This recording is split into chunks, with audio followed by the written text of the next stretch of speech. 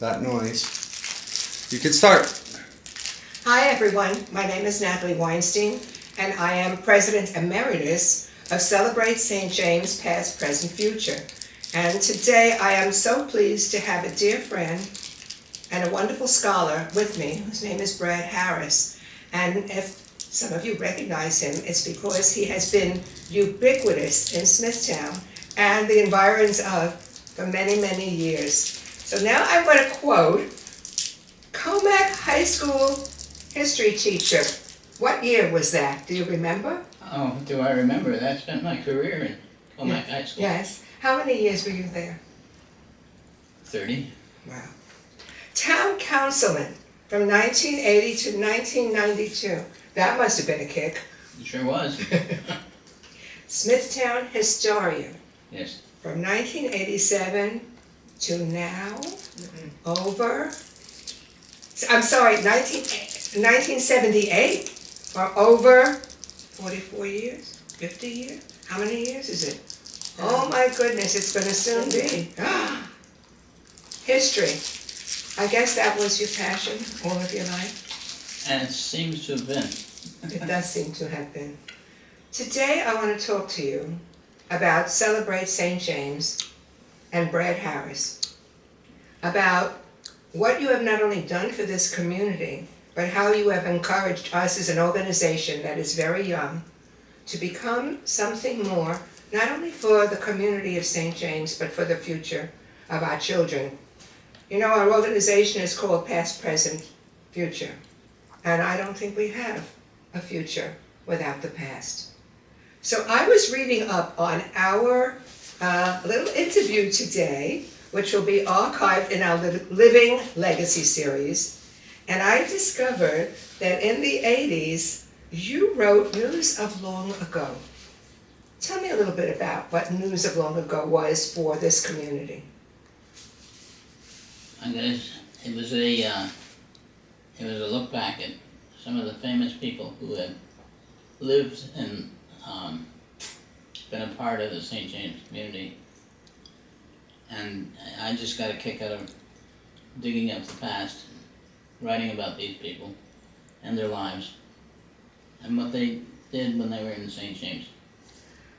I enjoyed so much reading the particular segments that you did about the Vaudevillians who came here, because obviously our organization is housed in a theater that was a historic building, and possibly Vaudevillians performed here. We know that there was a movie theater, but we do know that Vaudevillians came to this town. And I always wondered, why sleepy little St. James? What do you think? I think one man by the name of Willie Collier had a lot to do with it. It was his home, at least when he was a kid. That's where he was living. And Who was he? he was a vaudevillian and quite famous in his day. It's not exactly a name you hear today, but it is one that was very important in the past. His partner was a fellow by the name of George M. Cohan. Now that's a name a lot of people might recognize today. I think they do. Yeah. Well, you know, if they don't, it's because the younger generation is not aware.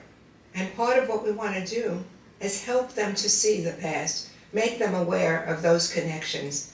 And you mentioned Willie Collier, and that is the person who is featured in our museum upstairs on the second floor of the building. The story of him and why he was so important to our community. Why do you suppose he was the catalyst? What did he do here? First of all, he was a very personable individual, I think. And a lot of people really sincerely loved him. And he was good. He was a good actor. So whether it was a musical he was singing or a piece he was acting out, he immediately drew a large audience. And he was famous, so much so that you just drop that name on people of that era, and immediately they're reliving their past, you know. So he's quite a fellow. He lived right over near the Methodist church. That's what I was going to ask you. Where did he live? And is the house still standing? That was his house or his residence at one point in time? Yeah. Well, he had a couple of houses in St. James. Really? Yes. He started with very near the general store. There's a house that he originally owned. And that's the one that he started out in when he was first going into Vaudeville. He was becoming prominent. And that's still standing. Then he bought a second home. And then tragedy struck and he and his wife divorced. And their marriage split. And he lost the house that he had originally owned. So he wound up moving out of the community. And then, lo and behold, he came back. And when he came back, it was like, where have you been all this time? And he bought a new house. And he made Maston. He made important renovations to the house. And the result, is that house still standing, Brad? Really? That house is still Is it standing. off Three Sisters? Is that the house that's off Three Sisters? No, actually it's off Emeritus Road. Oh, Mauritius. It's right near the general store, not far from it. Right. That became his estate. And a lot of people had estates out here in this area.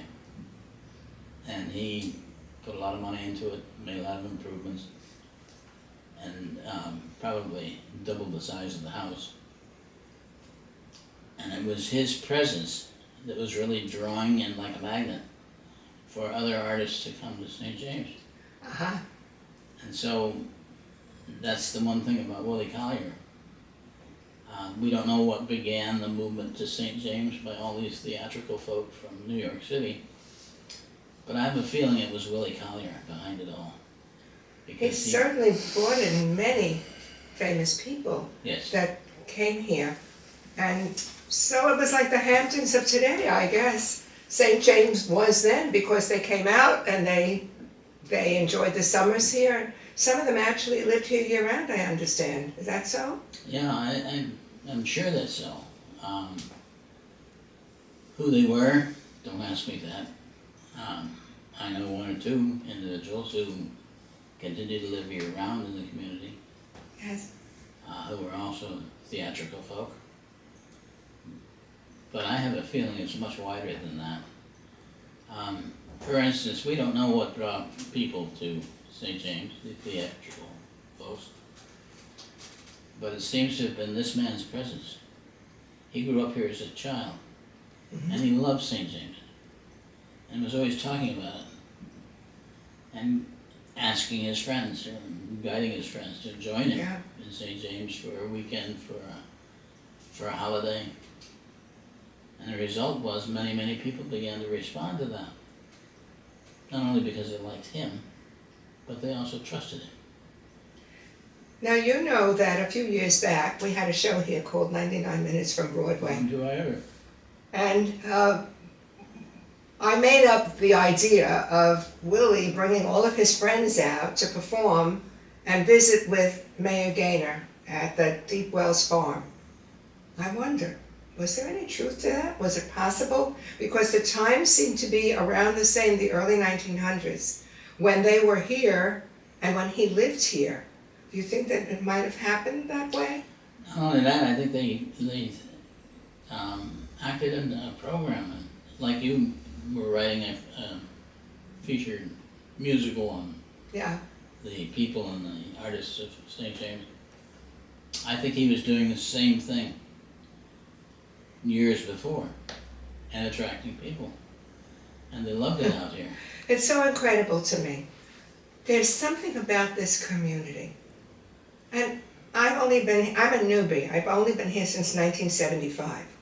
But, you know, when you talk to Richie Smith, for example, he says if you walked down the street and you didn't know the person and you said, "Hi, Mr. or Mrs. Smith," they would probably be one. That the town has sort of a power of attraction.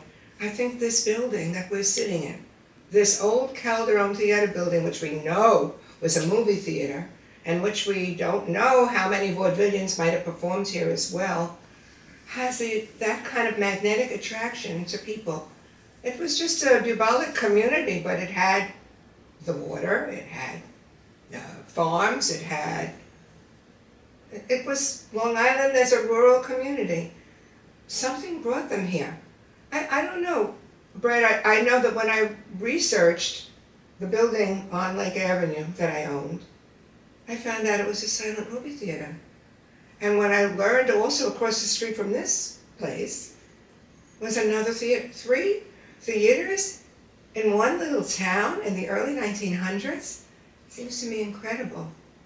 What do you suppose was the reason that, well, you said it, I think you answered the question. Maybe it was Willie Collier who was the catalyst, who created the impression that this was a very special place. I think it's a special place now. Yeah. But I think that what we need to do, and that's one of the reasons why I think you are a very special guest for us, is we need to remember our past in order to go forward in a community.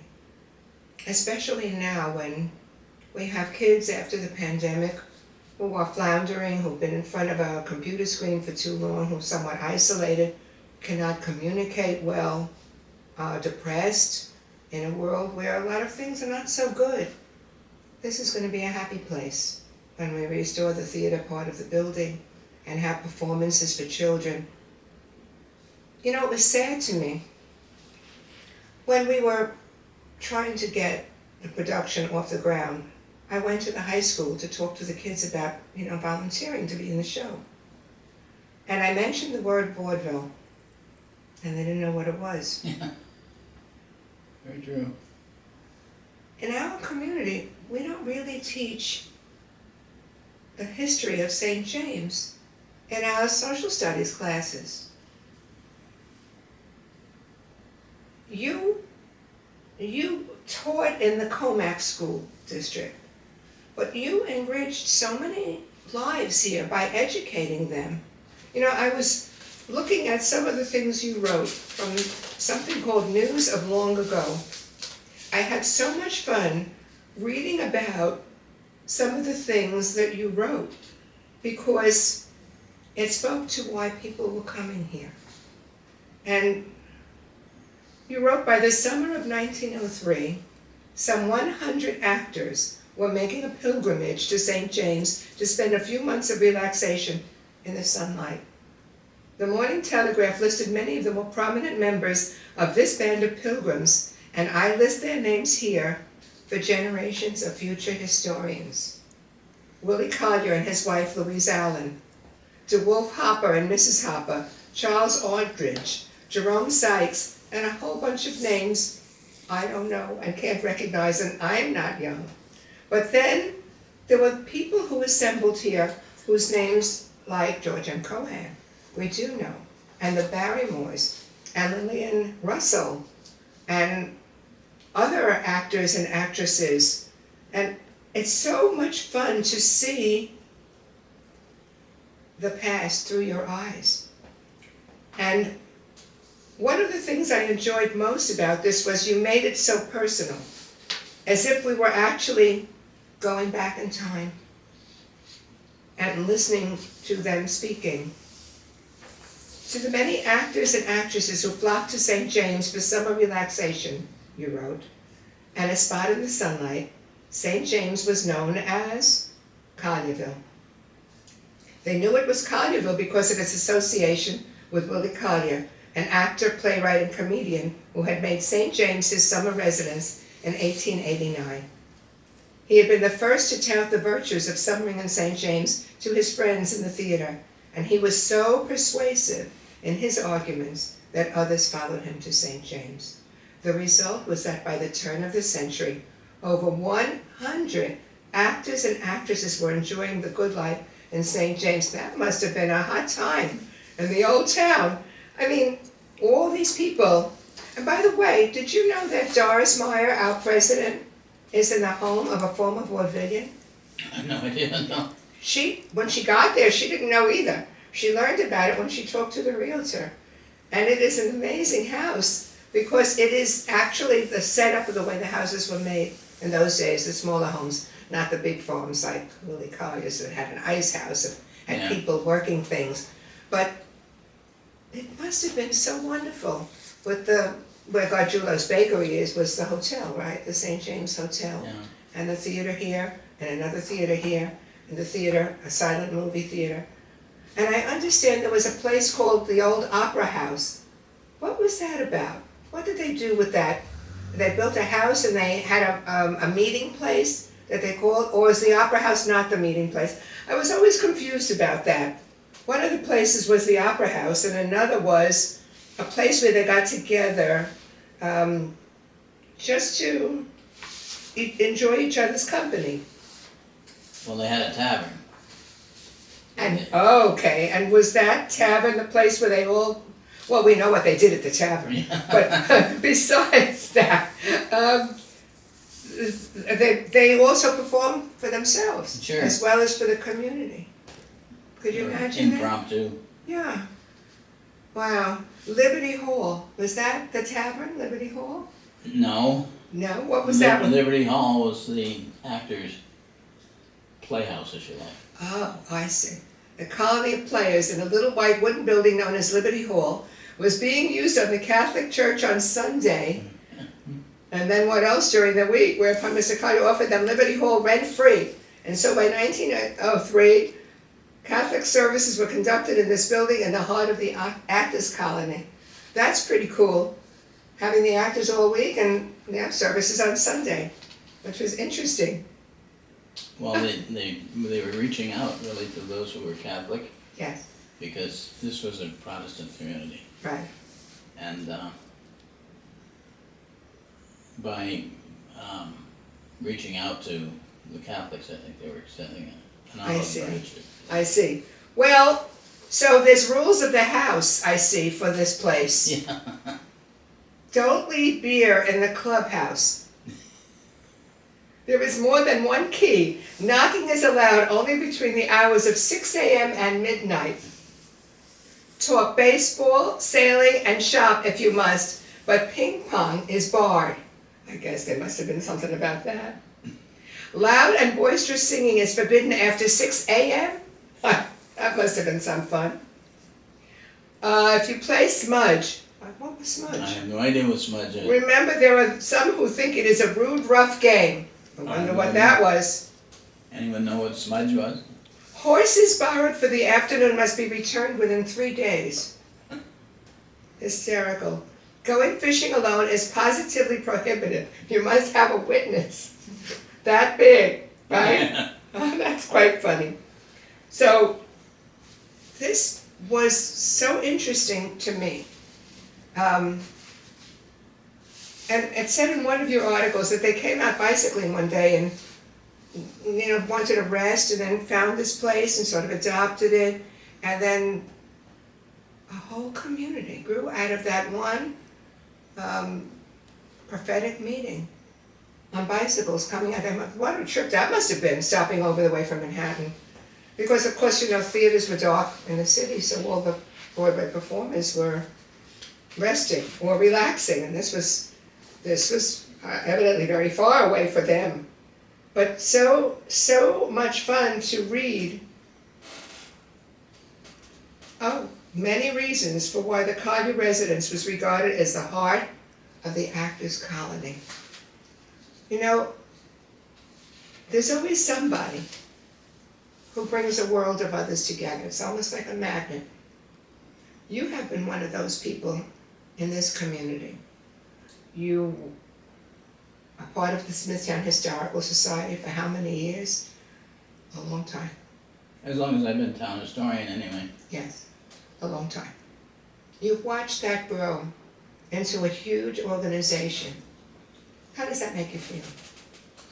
Very happy and very proud of having anything at all to do with it. Oh, you had a lot to do with it. I remember a meeting. Unfortunately, I got very sick right after that. I was in a car accident.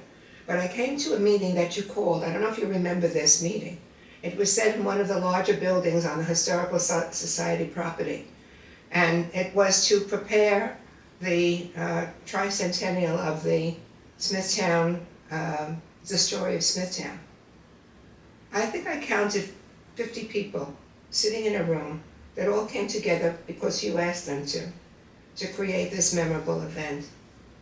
And unfortunately, because I couldn't walk, I couldn't get involved, I was so proud to see the results of that wonderful presentation.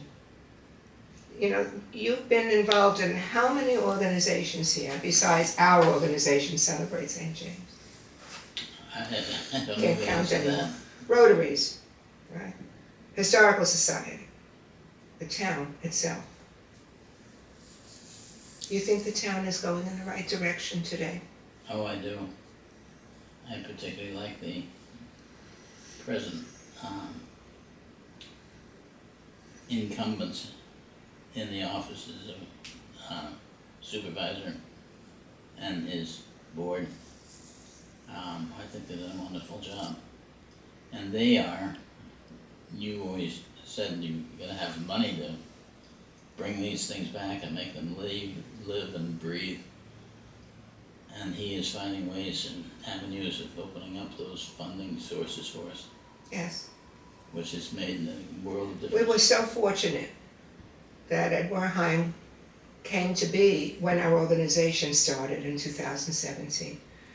And his working board and council are really wonderful people who care about the community. We have a lovely community in a time when things are not so good in the world. And I think that one of the things we all have to commit to is that we have to remember that the future is resting on our shoulders now. What will happen to communities like St. James? Will we be able to maintain a business community here for small businesses when they are threatened? Will we be able to keep our children able to come home to live here in our community rather than leave after school? And I think that's one of the reasons why I'm so excited about what you have contributed to our community and to this organization, because I believe we have something here that will hold them to come back. And that is the theater, and that is the history of theater, and that's where it all started with Vaudeville. And the early beginnings, of course, were in England and then came to this country, but the vaudevillians who were here in the late 1800s and the 1900s were the people who made this town special, and which I hope would be kind of unique to our building and help us to raise the money and continue to do good work for the community, especially for our families, young families, so that they know what the word vaudeville is. When I went into the classroom to ask the students, I said, does anybody know what vaudeville is? Silent. And one young man raised his hand and said, is that the guy with the popcorn? Orville Redenbacher. I said, no, not quite, but you're close. When you go to the movies, you can have popcorn. But they don't know about the history. So what you have done in writing this, actually for me it was great, because I was chuckling through it all. You have such a powerful way of bringing words to life, that you just told the story of the time in a way which was really, well, you are a great storyteller, but writing is different from speaking, and you did this in such a fun way. There were people who helped you along the way. There was a gentleman James Gaffney, who, do you recall him at all, Brad, in the articles? And I'm sure he's not alive now. But he was part of he had a scrapbook that was printed in the Morning Telegraph and was then put into a scrapbook by William Collier, about Willie Collier's life.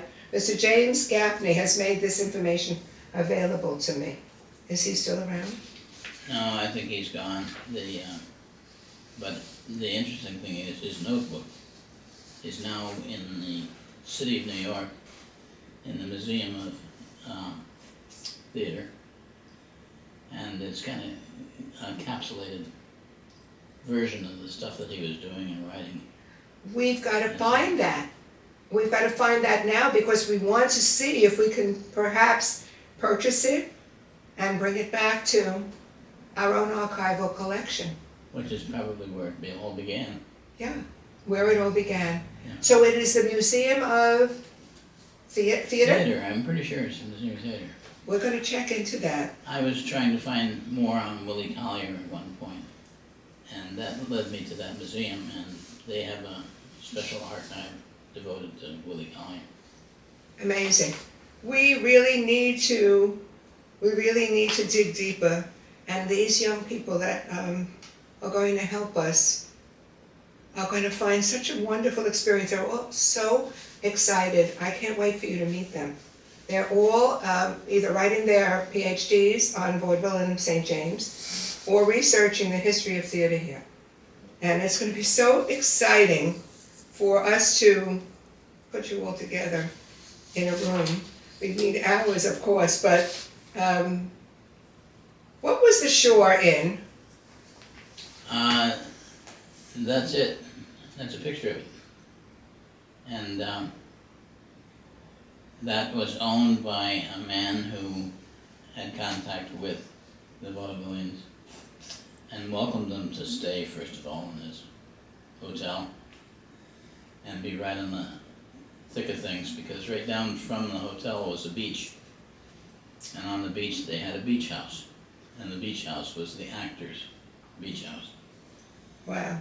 And they would gather in the hot weather and splash around the waters of St. James Harbor, and loved it. The formal opening, according to Brad Harris, of Tony Farrell's Shore Inn was celebrated on July 21st, 1902. The actor folk who had found a safe harbor in St. James from the storms and temptations of Broadway had long awaited the opening of the Shore Inn and marked the occasion with song and dance, with ball games and clam steams, with pipe and timbrel, sea bathing and boat races, recitals by eminent comedians and gymnastic races. This is written for the actors to disport as gay villagers in the Morning Telegraph of July 20th, 1902. How cool is that? If we could get our hands on copies of all of the Morning Telegraphs, which would be pretty amazing, that would help us to reaffirm our historic perspective and what this town contributed to the history of Vaudeville and the Vaudevillians. And after dinner, they would wander over to Farrell's Tavern. That's the other plus of the property. Uh-huh. And you see, in those days, women didn't drink. It was sort of taboo. They drank. It was sort of socially forbidden for women to be consuming alcohol. And the men would therefore leave the inn where they were all staying and go to this tavern, which was closer to the water and smaller than this, but it was designed as a bar. And they would go toss a few down and tell a few jokes and do a few vaudevillian skits, I'm sure. But amazing. They would kick around what they'd done for the day. We've got to find some better pictures that I would like to add on to this, the end of this video, because is this still existing? Is this house still there? I think it's down there. I've We have never, to check. I've We have never to been in check. it. Incredible. It'd be nice to know. We are going to find that out. This one is the Shore Inn, and then this is Willie Collier's house, one of them, the last one? No, that's his first home was near the store, closer to the store. Right. And when he and his wife separated, Yeah. Willie Collier actually left St. James for a while. And it's funny because it's as if somebody turned the lights out when he left. Really? And nothing happened, as long as he was no longer around. And then one day, he came back. and they all came back with him. Yes, they did. Here's the first house was on Three Sisters. That's And history. that's the first one, when he came here. And where did he grow up? Did he grow up in another house, the first house before that? And that I don't know. Ah. I don't know that much about it. We're gonna look to see if we can find that out. This is an ongoing story, a story of how a community grows in so many interesting ways. You know, in the course of being part of this organization, I've been privileged to meet so many interesting people who talk about the town in different ways. Richard Smith, 10th generation Smith. Then I met a gentleman by the name of Frank Delane, who grew up as a boy here in the Norwegian community of St. James, and talked about his growing up years here. Then I met a young lady whose father owned a famous horse by the name of Snowman. Then I met you. And then I met another man who I remember very fondly, and I'm sure you do as well. His name is Lance Malamo. Did you know Lance? Oh, yes. How did you know him? Through my hat as town historian, I met Lance initially. Yes. And Lance was very interested in the history of all this area, region. And that led him to me, and we had a lot of discussion. He was a terrific guy, and he has really been responsible for restoring deep wells through the designer show houses, and that's how I met him when I was working with him to do my room in the designer showcase. And then I did another showcase with him to help raise money for the county, which is a county-owned building. But when we shared these experiences, it was like history was coming alive again. And he shared his story with me about the fact that, I think it was, he said his third or fourth grade teacher in school talked about the history of the community, and that's what started his love of history. So what encouraged you to go in this direction in your life? That's very interesting. I don't know what the bent was. It would probably go back to my father, who was very much an English teacher in a high school, but he was very interested in local history and was always meddling with it, or poking around in organizations that were having fundraisers or bake sales, whatever. And I always tagged along, and it was fun. So that's probably where it all began for me. I think that's what happens, that the way you are brought up sometimes influences you in ways you don't realize at the time, but has a profound influence on what direction you choose to do as a profession or passion or your interests or whatever. I mean, I was introduced to music when I was very young, and theater when I was very young, and reading when I was very young. All those influences affected my early years of being a teacher, a music teacher, a public school teacher, then later shows and directing of theater productions, and brought me to this theater in a way that was, I don't know how it happened. Bernie and I were looking for a building to house my design firm and his first company, which was a cabinet shop. And a friend of mine said, you know, there's an old derelict building in St. James. It's not far from where you live, but I think I heard that they were even going to knock it down, but it is for sale. And I said, I don't know, it's a lot of work, whatever. And we came into this building. And then, walking through it, it was a mess because the people who owned it before, I don't know if you remember, made hot tubs. So all of the chemicals and everything were all over the floor. The place was a disaster. But as we walked through the building and we looked at it, We went upstairs, there was half a floor there where the projector's booth was. There was the original tin ceiling, and in the back was the original stage. And I didn't think too much of it. It was a long time ago, it was in the early 80s. And then Bernie got sick and he wound up in the hospital, and I had to go to the town and sign off on the building and speak to the people about the building. I was very nervous because Bernie was handling all of the sale and everything. But I went to see him in the hospital before I went, and I said, "Do you want to tell me anything? Tell me something to say, what to say." He said to me, "Don't worry about it, you'll be fine. Take the plan, show them what you want to do, tell them you don't want to destroy anything that was there, and that you wanted to keep the outside as it was. We were just going to do renovation to the interior, and I'm sure you will be fine." So I kissed him goodbye in the bed, I walked to the door, I turned to say goodbye.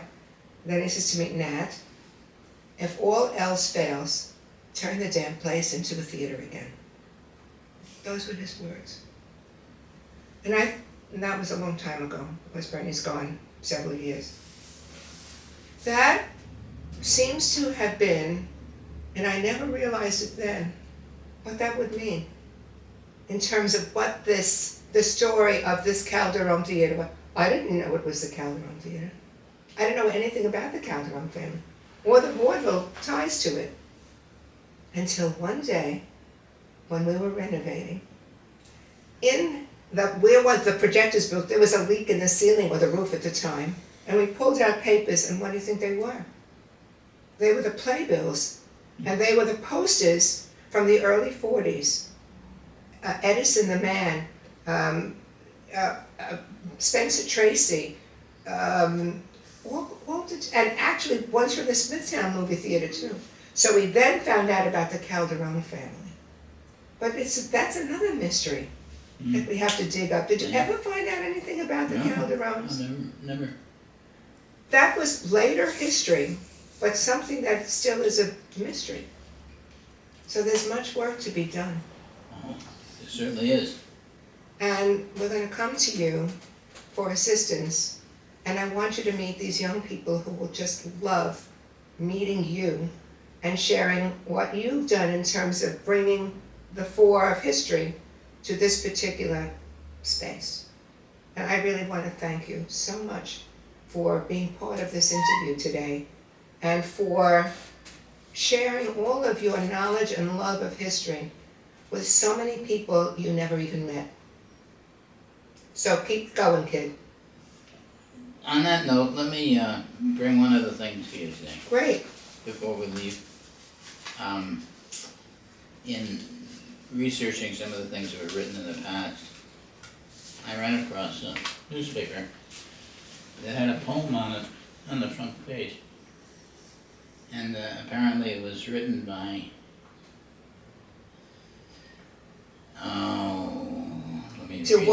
DeWolf, I think it was. Yes. Is it the one that John Solo recited in the show? I bet it was. Let's hear the poem. Can you read the poem for us? Oh, I like to spend the summer down in honest old St. James, where, let me get my glasses out. Okay, and I might have it in a bigger space if you need it. I found it in one of your articles. And John Zello is a wonderful guy. Is yours bigger? Here's mine. Well, I now have my glasses so You can see? Okay, good. This is what it says. All right. It was composed by DeWolf Hopper. Yeah. Oh, I like to spend the summer down in honest old St. James, where actors drop their foolish ways and use their family names. Where Aubrey Vaudeville, I guess it is. I don't know. becomes plain Timothy McCann, and idols of the matinee act like a common man. No managers invade St. James, no contracts keep us scared, no one-night stands, no longish jumps that find us unprepared. The piece we play is sweet content, to starship no one claims. Here's to a good long summer run at honest old St. James. Yeah, that's a great poem. 1902. Yeah, the Wolf Woofer, And, from the front page of the Morning Horn. That's another paper we need to research. 1902, published in St. James. I wonder if that's there as well in the archives in the city. We have a lot of work to do. Yeah. Still doing it, and we're going to depend on you to help us. Well, you certainly will have my help. Thank you. Thank you. This is Natalie Weinstein with a very special segment of Living Legacy History for St. James.